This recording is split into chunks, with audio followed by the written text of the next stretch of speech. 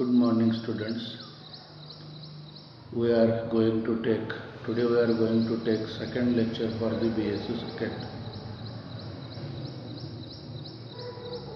In this lecture, we are going to discuss the syllabus for Zoology semester 3rd.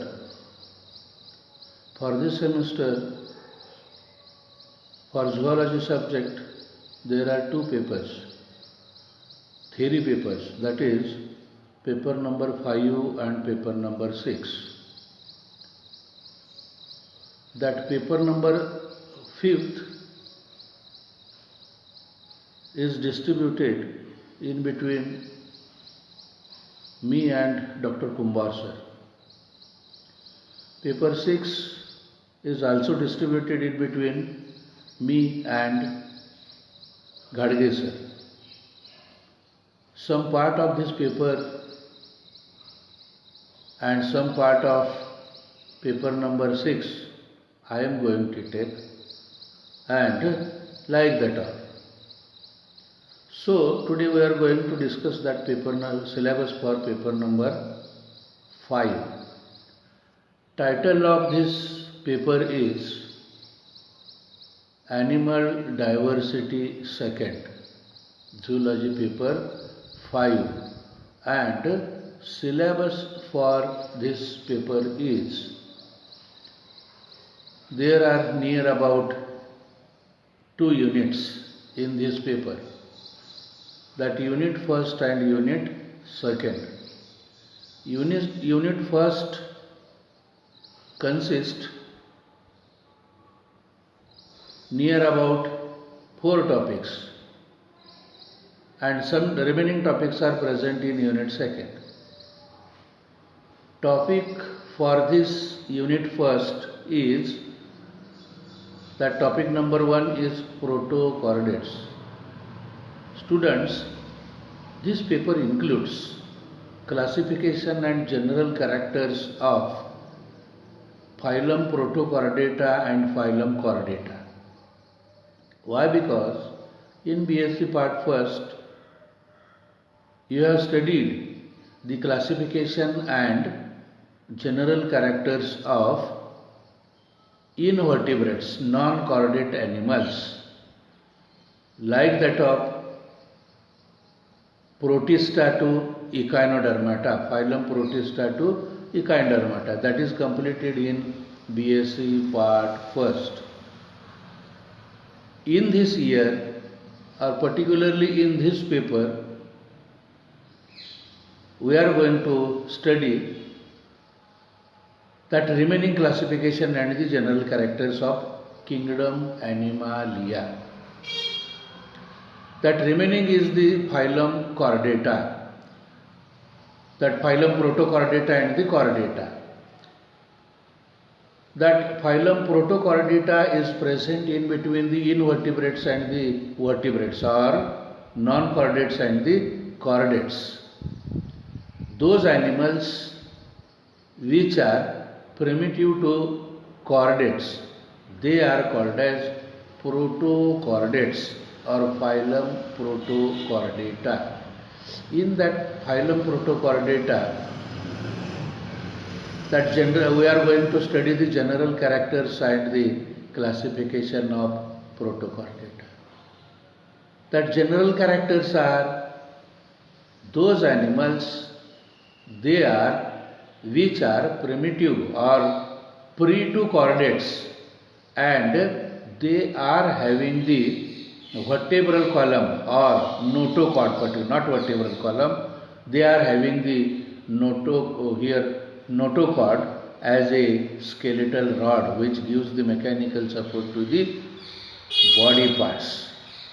So they are called as chordate protochordates, and their classification is that phylum Protochordata is divided into 3 classes, that is Urochordata, Hemichordata and Cephalochordata. Urochordata, example of the Urochordata is bell anaglossus. Euros means tail. Chordata means presence of notochord. Those animals in which notochord is only present in tail region. So they are called as Eurochordates. These are the Latin words. Euros means tail. Chordata means notochord. Those animals which are having the notochord in their tail region. Then next class of that protochordata is the hemichordata. There are some animals in which that notochord is present in only half life. Means particularly into the example of this hemichordata is the Herdmania. In the Herdmania, notochord is only present into the larval stage. It is not present in adult stage. Means adults are not having the notochord, only larvae they are having the notochord in their body. So that hemichordata. And third class of protochordata is cephalochordata. That cephalus, again Latin word. Cephalus means head. Cephalo, chordata means not presence of notochord. There are some animals in which that notochord is present throughout the body. And example of that one is the cephalochordata or the Amphioxus. That is Branchiostomata lanceolatum. That species which we are going to study in that topic in detail. So, such is the protochordata. We are discussing the syllabus only today. And one by one, again we are going to complete that particular chapter. Then, second topic is the Agnatha. That kingdom Animalia, phylum Chordata, that phylum Chordata has subphylum Vertebrata. Chordata means those animals which are having the notochord in their body during the embryonic development. And that after the birth, that notochord is replaced, a notochord is modified into the skeletal structure. That one is called as vertebral column. So subphylum is that phylum Chordata has subphylum Vertebrata. Those animals which are having the vertebral column in their body, they are called as vertebrates. Means that presence of vertebral column is the characteristic of subphylum Vertebrata. Now that subphylum Vertebrata is divided into two divisions. One is the Agnatha and one is the Gnathostomata. Subphylum Vertebrata has two divisions, Agnathostomata and the Gnathostomata. That Gnatha means jaws, stomata means mouth, A means absent. Those animals in which jaws are absent, they are called as Agnatha. That Agnatha division, Agnatha in this topic, Agnatha means it is the division of subphylum Vertebrata. And that Agnatha, in this topic we are going to study the general characters of that Agnatha, whose mouth is circular, and classification of the Cyclostomata up to the classes. What is there? Agnatha has only one class, that is Cyclostomata. Cyclos means due to absence of jaws, mouth becomes circular.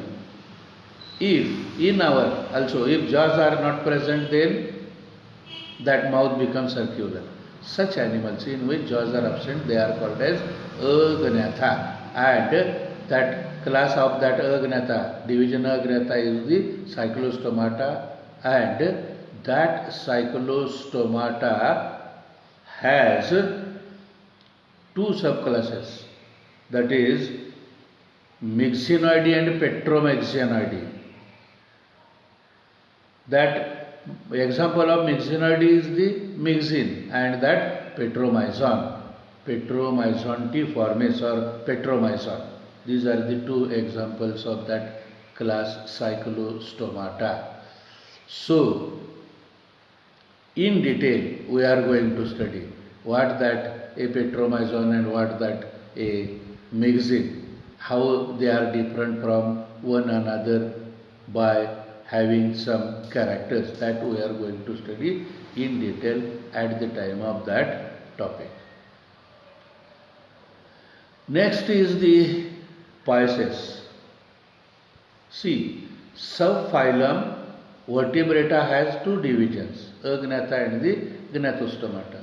Agnatha has one class, that is Cyclostomata, and that Cyclostomata has two examples. One is the myxine and one is the petromyxine, that we will study classification. Remaining is the Gnathostomata. That Gnathostomata has two superclasses. One is the Pisces and one is the Tetrapoda. Listen, Gnathostomata, division Gnathostomata has two superclasses. Gnathostomata means, gnathos means jaws, stomata means mouth. Those animals which are having or whose mouth is bounded by the jaws, they are called as gnathostomes. And that Gnathostomata has two superclasses. One is the Pisces and one is the Tetrapoda. That Pisces has three classes, that Placodermi, Chondrichthyes and Osteochondrichthyes. That detail we are going to study.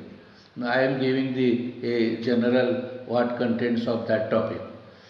Such a Pisces. In that Pisces we are going to study the general characters and the classification of Pisces up to the orders. Up to the orders means that Pisces has three classes, Placodermi, Chondrichthyes and Osteochondrichthyes. We are going to study the classification of all the classes of Pisces up to the orders and their general character. General characters of the Pisces, how one can differentiate the Pisces from other animals, whose body is streamlined and that fins are present over the body, that what it is, appendicular skeleton is absent and streamlined body is present and scales are present over the body and they live permanently into the water. Such animals, they are called as a Pisces. These are some general characters of the Pisces and their classification. One more thing in this chapter is respiration in fishes. They live in air, they live in water, so they are called as aquatic animals. And that aquatic respiratory organs are different from the aerial respiratory organs. Aquatic respiratory organs are the gills and aerial respiratory organs are the lungs. That lung breathers and gill breathers. Fish are the aquatic, that is fish are the that respiratory organ of the fish is the gills. So, why? Because for the exchange of gas in between the oxygen and that water and that gills takes place, and oxygen from the water it is taken into the blood of fish for the further metabolic processes. Such exchange of gas is called as respiration into the fish, and a particular type of respiratory organs are present into the fish. They are called as a gills. So, in detail we are going to study that respiratory system of that fish, how that what it is, inspiration and the expiration takes place, how that a physiology of that respiration into the fish, how that exchange of gas takes place in between the water and the respiratory organs of that fish in detail. So that topic number 3, Pisces, consists of general characters and classification up to the order, and one additional topic is the respiration in fishes. Then next topic is the amphibia. Once again, that tetrapoda has 4 classes: amphibia, reptilia, aves and the mammals. Out of that, one is the amphibia. This is also Latin word. Amphi means both and bs means having. Those animals which can able to live both in water as well as on land. They can able to respire in water as well as on the ground. So they are having separate aquatic respiratory organs and aerial respiratory organs. They are present into that animals. Those animals, they are called as amphibians. General features in that, general characters of that amphibia. In this topic we are going to study general characters of class amphibia and classification of up to the orders. That class amphibia has 3 subclasses. One is the Aneura, Apoda and Urodela. Aneura, tail-less amphibians. Apoda, leg-less amphibians. And Urodela, both that legs are present as well as tail is present. Such subclasses are there in amphibia. Very simple and very interesting classification of that chordates, that which are going to study in detail during the regular classes. So that Aneura, example of the Aneura is a frog. In that frog, tail is absent, tail-less amphibians. Then Apoda, leg-less amphibians, that is what it is? Ichthyopis. In that Ichthyopis, legs are not present and tail is also not present. Legless, that tail is present but legs are absent. Apoda. And Urodela, they are the salamander, in which legs are present and the tail is also present. Such is that classification of amphibians. General characters of amphibians, particularly in all amphibians, that skin is always moist. That skin is always moist. Why? Because that skin acts as a organ of respiration into the amphibians.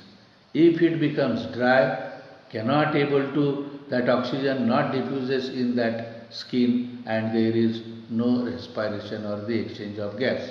So always body of that animals, always it is moist. Second character is in that amphibians, no exoskeleton. That into the skin of frog, no scales, no spines, no hairs, no feathers, such any exoskeleton is not present into the amphibians. Their skin is always soft for the purpose of respiration. These are some characters of that class amphibia. Means in this topic also we will study it in details. Then one more topic is a parental care. In our parent takes the care of their children. up to the certain age. In amphibians also, that a specialized parental, they also takes the care of their young ones. In amphibians, that particularly into the frog, that rainy season is the breeding season of the frog. During rainy season, that sound of croaking of frog is listened. That peculiarity is that one thing is that males produces loud sound than the females. That sound which is produced by the female is not listened, but a loud sound is produced by males only. Means those frogs which produces loud sound, they are always males in rainy season. Why the sound is produced? Because that sound which is produced by the male is a call for female for the purpose of mating. Only means only during the rainy season that sound of the frog it is get heard by us, because it is the breeding season.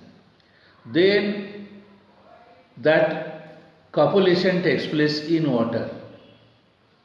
In that also, in that amphibians, one more peculiarity is that there are no copulatory organs into the male or that copulatory organs into the frog. Then also copulation takes place. That such a copulation without the copulatory organs is called as pseudocopulation. Copulation without copulatory organs. What happens in that? Male simply mounts on the back of female. Male sets the sperm into the water, female lays the egg into the water. And that fertilization takes place into the water. After fertilization, egg hatches into the larva. That larva of the frog, it is called as tadpole. That egg which are laid by the female, they are present in the form of bunches. Such a bunch, that one is called as spawn, and process of laying of egg is called as spawning. Such a very interesting that study of a amphibia or the how that they, and after that legs, some amphibians takes the care of fertilized egg, some amphibians takes the care of larvae, and then larvae metamorphose into the adult and their parental care finishes. Such a care which is taken by the parents of their offsprings is called as parental care. A variety of parental cares are present into the amphibians, and that class amphibia in old syllabus, that detailed type study was there, that is a frog. How that frog? Someone asked me why that frogs are observed only into the rainy season and why they are not croaking, producing sound into the what it is, winter and the summer. Because to keep their body temperature, that to keep their body moist, they remains hide under the ground during the winter and during the summer. Also, that frogs are poikilotherm animals. Poikilotherm animals means they cannot able to maintain their body temperature constant as like us. In winter, in summer, in rainy season, our body temperature remains constant. As like that of in amphibians and reptiles, their body temperature is not maintained constant. Such animals in which that body temperature not remains constant, they are called as poikilotherms, and those in which body temperature remains constant, they are called as homeotherms. Poikilotherms and homeotherms. That aves, mammals, that they are called as homeotherms. Reptiles and amphibians, they are called as poikilotherms. To maintain their body temperature, what happens? Poikilotherms, they cannot able to maintain their body, means what? Body temperature constant, means what? Their body temperature changes according to the environmental temperature. Means if environmental temperature decreases, their body temperature decreases. Environmental temperature increases, their body temperature increases. Due to the high winter or high cold in winter season, that frogs buries themselves into the ground.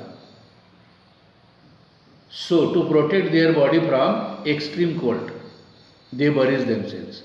Such a sleep which is taken during the winter by the frog is called as winter sleep.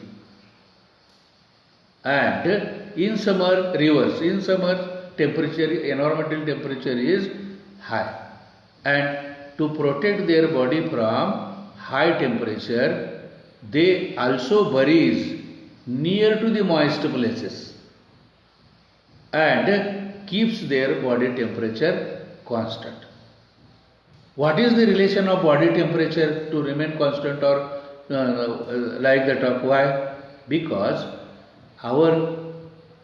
in our body so many enzymatic reactions are there, and for that enzymatic reactions, for that metabolic reactions, they requires particular temperature. A rate of reaction, metabolic reaction, biological reaction, enzymatic reaction, or rate of that reaction is optimum at that 37 degrees centigrade. So our body temperature is 37 degrees centigrade. If temperature increases, a rate of reaction decreases. If temperature decreases, a rate of below the optimum.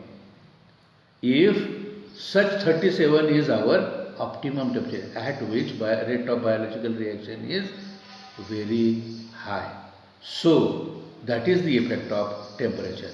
Now, for example, that snakes in winter, they comes out from hole and they takes the sun bath. Why? Because due to the extreme cold, their body temperature is decreased. To increase the body temperature up to the mark, they takes the sun bath and increases there. That as like that of crocodile into the river.